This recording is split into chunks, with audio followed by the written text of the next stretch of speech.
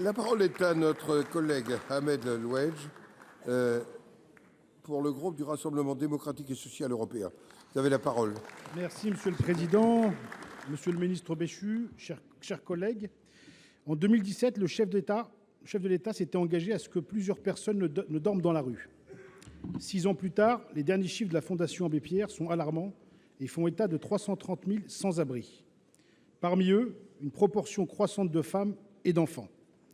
Il est primordial de comprendre les parcours de vie qui conduisent ces personnes à se retrouver sans domicile fixe, et les raisons peuvent être multiples.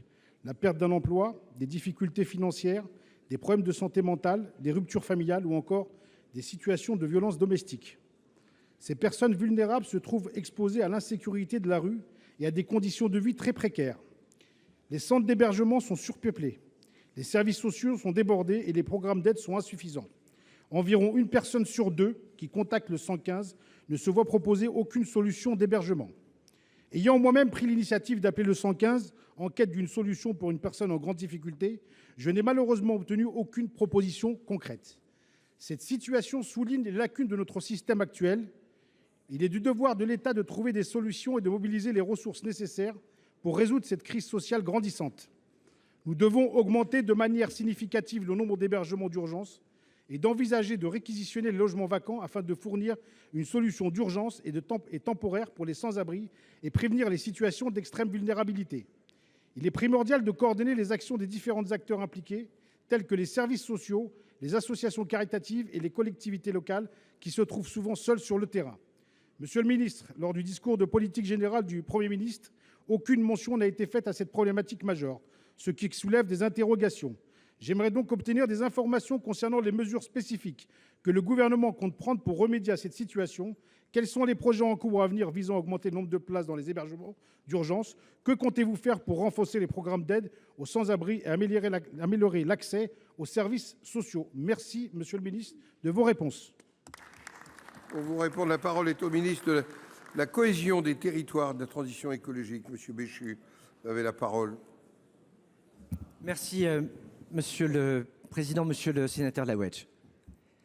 Votre question, elle fait effectivement écho à ce rapport du mal-logement présenté par la Fondation Abbé Pierre la semaine dernière, à l'occasion du 70e anniversaire de l'appel lancé précisément en 1954. Les chiffres, on les connaît, on a eu l'occasion de les rappeler, ils sont présentés dans ce rapport. 330 000 non pas sans abri, mais mal logés ou sans domicile. Et en face, l'État a mis en place des moyens qui sont sans précédent. 3 milliards d'euros avec 2 types de dispositifs, 203 000 places d'urgence, un record, et 114 000 places dans le cadre du dispositif national d'accueil. Quand on additionne ces deux chiffres et qu'on les rapproche des 330 000, on voit qu'on a un écart d'une dizaine de milliers de places. Et si le Premier ministre n'en a pas parlé, c'est parce que tout début du mois de janvier, le 8 janvier, Patrice Vergrit avait annoncé le déblocage au nom du gouvernement d'une nouvelle enveloppe de 120 millions d'euros, représentant l'équivalent d'une dizaine de milliers de places. Mais, Monsieur le Sénateur Louedj, je n'ai pas entendu dans votre question la volonté d'avoir des réponses arithmétiques. Ce que vous avez convoqué, ce sont bien des situations humaines. C'est à la fois le désarroi de travailleurs sociaux, pour lesquels ça n'est pas satisfaisant de se retrouver sans solution, et puis ces femmes, ces hommes, ces histoires d'errance, ces difficultés, et avec au-delà des statistiques, une attente qui n'est pas seulement un toit pour une nuit, mais qui est d'avoir des solutions.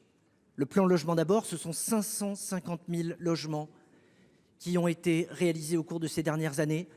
Plus de la moitié ont été attribués à des gens qui étaient sans domicile. Devant nous, il faut qu'on continue avec le tissu d'acteurs à agir, mais il faut aussi en parallèle que nous regardions en face le fait que face à cette situation, pour accueillir mieux, nous devons sans doute accueillir moins. Et c'est aussi la suite à la fois de décisions qui ont été prises, de textes qui ont été votés et de ce que nous aurons à mettre en œuvre dans les prochaines semaines et les prochains mois.